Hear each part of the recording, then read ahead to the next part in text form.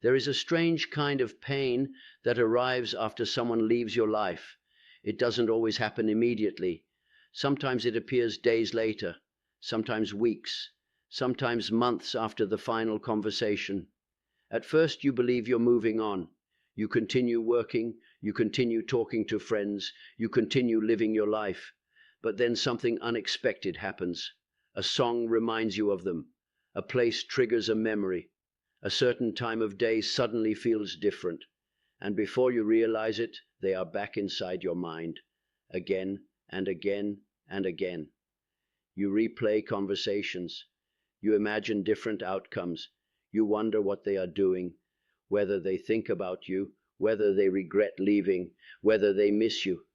No matter how much time passes, your mind keeps returning to the same person, the same memories, the same emotions, the same unanswered questions, and eventually you begin asking yourself something deeper. Why can't I stop thinking about them?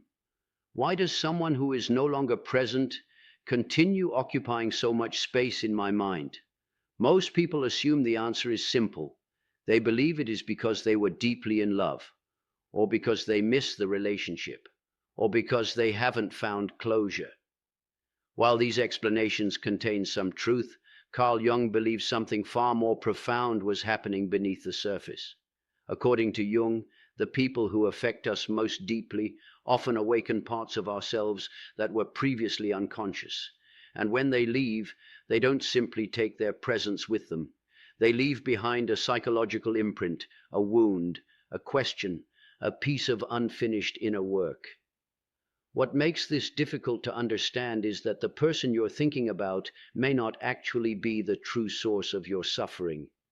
The suffering often comes from what they represented, what they symbolized, what they awakened inside you. And until you understand that difference, you may remain trapped in a cycle of longing that has very little to do with the person themselves. Because sometimes the hardest person to let go of is not the person who left. It's the version of yourself that existed when they were still there. When someone enters your life and creates a powerful emotional connection, something remarkable happens inside the psyche. Your inner world begins attaching meaning to them. They stop being merely another person. They become a symbol, a source of comfort, a source of identity, a source of hope, a source of possibility. Without realizing it, parts of your emotional life begin organizing themselves around their presence. This is why losing someone can feel so disorienting. The loss is not limited to the relationship. The loss extends into your internal world. Suddenly, routines feel empty. Future plans disappear. Emotional certainty vanishes. The psychological structure built around that person begins collapsing, and the mind immediately tries to restore what has been lost. This is why memories become obsessive. Not because the brain enjoys suffering, but because it is searching for understanding, searching for stability, searching for a way to reconstruct meaning. Carl Jung observed that human beings are not disturbed by events alone. They are disturbed by the meanings attached to those events. Two people can experience the same breakup. One recovers within months, the other struggles for years. The difference is not always the relationship itself. The difference often lies in the psychological meaning that relationship carried. For some people, the person who left represented safety. For others, validation. For others, belonging. For others, a future they desperately wanted to believe in. And when that person disappears, the unconscious mind experiences more than loss. It experiences deprivation, the removal of something it believed was necessary for happiness. This creates a dangerous illusion, the illusion that your happiness left with them, that your peace left with them, that your future left with them. And because the unconscious accepts this belief, it refuses to let go. It continues returning to the person again and again, not because they are necessarily the answer, but because the mind believes they are. This is why trying to force yourself not to think about someone rarely works. The more you resist, the stronger the attachment often becomes, because the unconscious interprets resistance as importance. Every attempt to suppress the thought reinforces the belief that it matters. And so the cycle continues. You think about them, you try not to think about them, you think about them even more.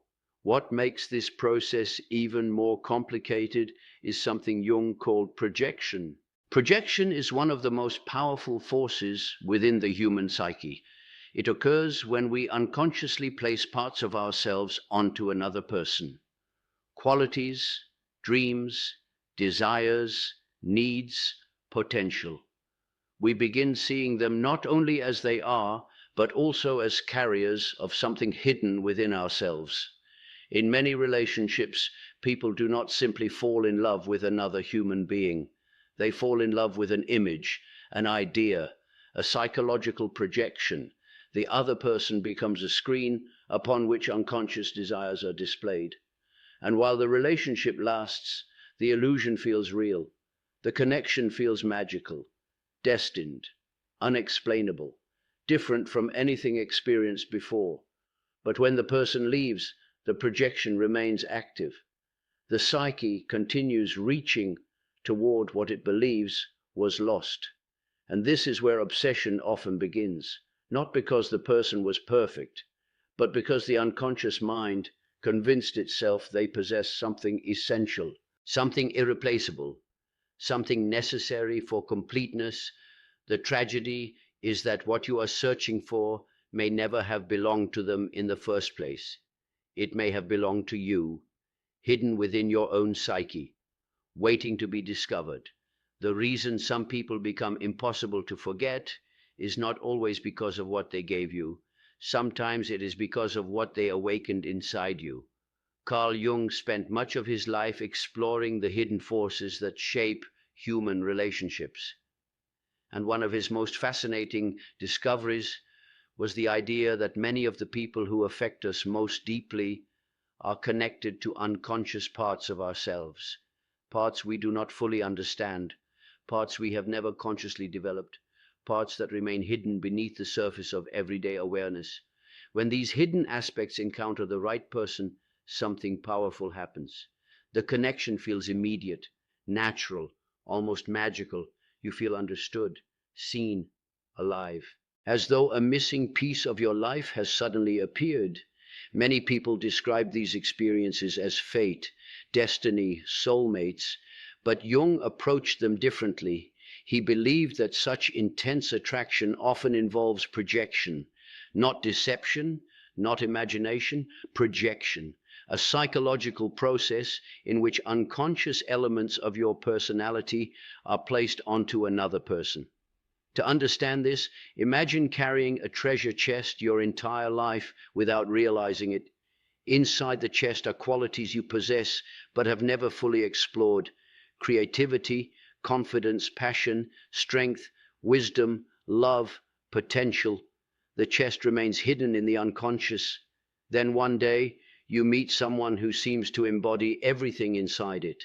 Suddenly, you feel drawn toward them, captivated by them, obsessed with them. It feels as though they possess something extraordinary, something rare, something you desperately need. But according to Jung, what attracts you so strongly may not belong entirely to them. It may be a reflection of qualities that already exist within you, qualities waiting to be integrated into consciousness. This explains why certain people affect us so deeply, while others leave little impact. The intensity of the attachment often reveals the intensity of the projection. And the stronger the projection, the more painful the separation becomes. Because when the relationship ends, it feels as though part of you has disappeared. But in reality, what disappeared was the screen upon which your unconscious had projected its hidden contents. The qualities themselves remain, the potential remains, the unfinished inner work remains, yet the mind does not immediately recognize this. Instead, it becomes trapped in idealization. Idealization is one of the most deceptive psychological experiences a person can encounter. After someone leaves, memory becomes selective. The mind begins editing reality. Painful moments fade, conflicts become smaller, flaws become invisible, negative experiences lose their emotional weight. Meanwhile, positive memories become amplified. The person's best qualities become magnified. Their presence becomes romanticized. Their absence becomes mythologized. Gradually, the real person is replaced by an idealized version, a psychological fantasy. And this fantasy becomes impossible to compete with because it no longer exists in reality. Reality is imperfect. Fantasy is not. Reality contains flaws. Fantasy does not. Reality includes misunderstandings, disappointments, and contradictions. Fantasy removes all of them. This is why some people remain emotionally attached for years. They are no longer attached to the person. They are attached to the image, the story, the fantasy created by memory. And because fantasies cannot disappoint us, they often feel safer than reality. But there is another layer to this process, one that Jung considered even more important. He believed that every human being carries unconscious masculine and feminine energies within the psyche. He called these energies the anima and the animus. The anima represents the unconscious feminine aspect within a man. The animus represents the unconscious masculine aspect within a woman. These inner figures influence attraction in profound ways. When someone enters your life who reflects aspects of your anima or animus, the connection can feel overwhelming. You may feel drawn toward them in ways that seem irrational. You think about them constantly. You feel emotionally connected before truly knowing them. You experience a sense of familiarity that defies explanation.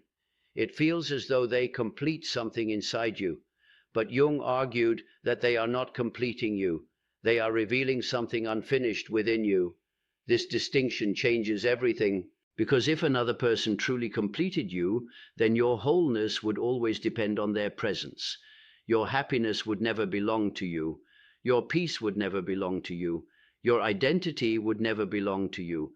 It would belong to whoever happened to be standing beside you. Jung rejected this idea entirely. He believed that psychological maturity requires discovering within yourself what you have been seeking in others. And this is where the real challenge begins, because when someone leaves, you are forced to confront the parts of yourself that the relationship was helping you avoid. Loneliness, insecurity, fear, self-doubt, abandonment wounds, unmet emotional needs. Many people believe they miss the person, but often they are actually encountering aspects of themselves they have spent years trying not to feel. The relationship provided distraction, comfort, escape, validation.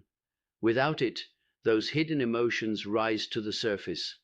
And because the experience is uncomfortable, the mind looks for an explanation. It tells itself, I can't stop thinking about them because they were perfect. I can't move on because they were special. I can't heal because I'll never find anyone like them. But these explanations are often incomplete. The deeper truth is that healing requires facing what the relationship was covering, and that process can feel terrifying because it means turning inward instead of outward. It means examining your own psyche rather than focusing on another person's life. Yet this is exactly where transformation begins. The person who left may have unknowingly given you a gift. Not the gift of permanence, not the gift of certainty, but the gift of self-discovery. Because sometimes relationships end not to punish you, not to destroy you, but to reveal parts of yourself that could not emerge any other way. The suffering forces introspection, the loss forces awareness. The absence forces growth, and while this realization does not immediately remove the pain, it changes its meaning. The experience stops being a meaningless tragedy. It becomes an invitation to understand yourself more deeply than ever before. The question is no longer, why did they leave? The question becomes, what is this experience trying to teach me about myself? And that question opens a door that most people never walk through, because on the other side of that door lies something greater than attachment, greater than obsession, greater than longing, a deeper understanding of who you are and why this person entered your life in the first place. At some point, every person who cannot stop thinking about someone reaches a crossroads. One path leads deeper into obsession. The other leads toward understanding. Most people unknowingly choose the first path. They continue replaying memories, revisiting old messages, imagining different endings, creating conversations that never happened, inventing scenarios where the person returns. And while these mental habits provide temporary comfort, they also strengthen the attachment. Every replay reinforces the emotional connection. Every fantasy keeps the wound open. Every imagined reunion delays acceptance.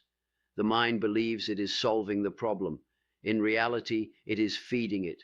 Carl Jung believed that psychological growth requires something many people spend their lives avoiding: conscious confrontation, the willingness to face reality exactly as it is, not as you wish it were, not as you fear it might be, but as it truly exists.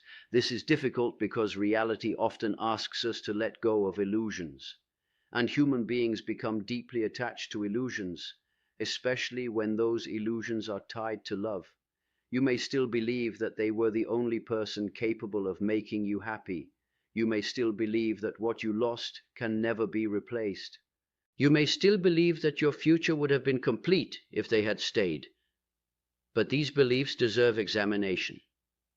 Not because your feelings are invalid, but because feelings are not always accurate reflections of reality.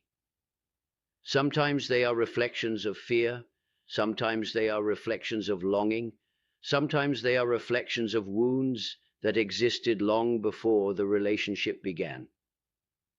One of Jung's most important insights was that suffering often contains hidden wisdom. The experiences that hurt us most frequently reveal the parts of ourselves that need attention. This is why pain can become a teacher, not a pleasant teacher, not a gentle teacher, but a teacher nonetheless. The person who left may have exposed insecurities you never noticed before. Perhaps you discovered how much validation you sought from others. Perhaps you realized how dependent your happiness had become upon external approval. Perhaps you uncovered fears of abandonment that had quietly influenced your relationships for years. Perhaps you discovered how often you neglected your own needs in order to maintain connection. These discoveries are uncomfortable, yet they are valuable, because awareness is the beginning of transformation. Without awareness, patterns repeat endlessly, the same attachments, the same disappointments, the same emotional cycles, different faces, different names, the same unconscious story. Jung called this process unconscious repetition. People repeatedly recreate familiar emotional experiences because the underlying psychological conflict remains unresolved. The mind keeps returning to similar situations in an attempt to achieve a different outcome. But healing does not occur through repetition. Healing occurs through understanding. This is why moving on is not about forgetting someone. It is about understanding what the relationship meant, what it revealed, what it awakened, what it taught. The goal is not to erase the memory. The goal is to integrate the lesson. When that happens, something remarkable begins to change. The person gradually loses their psychological power over you, not because they become less important, but because your understanding becomes greater than your attachment. You stop seeing them as the source of your happiness. You stop seeing them as the answer to your loneliness. You stop seeing them as the missing piece of your life. And for the first time, you begin reclaiming the parts of yourself that were projected onto them.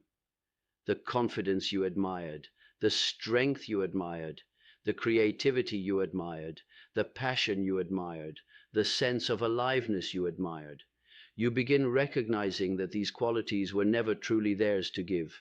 They were possibilities within you. The relationship merely illuminated them.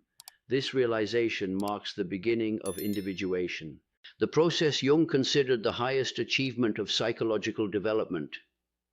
Individuation is the journey of becoming whole, not perfect, whole. It means embracing the parts of yourself you previously ignored. It means developing qualities you once sought in others. It means building a relationship with yourself that is strong enough to survive loss. Most people spend years searching for someone who will complete them. Jung believed this search was fundamentally misguided because no human being can permanently provide what only self-discovery can create. Relationships can enrich your life. They can inspire growth. They can offer love and companionship. But they cannot replace the responsibility of becoming yourself. And when you place that responsibility onto another person, attachment becomes dependency. The relationship becomes a substitute for inner development.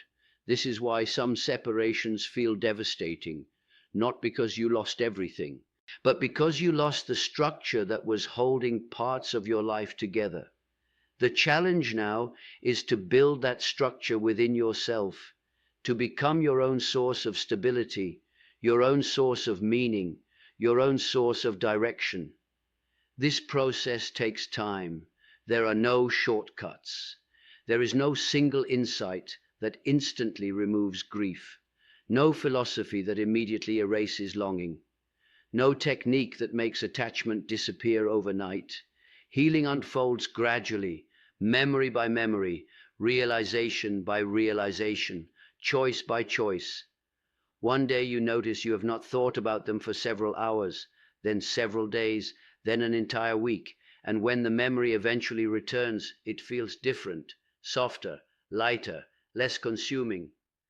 The emotional charge begins to dissolve, not because the past has changed, but because you have changed. You are no longer the same person who experienced the loss.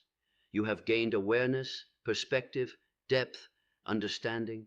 The experience that once felt like destruction begins revealing itself as transformation. And perhaps this is the final lesson hidden within heartbreak. The people who leave our lives do not always take something from us.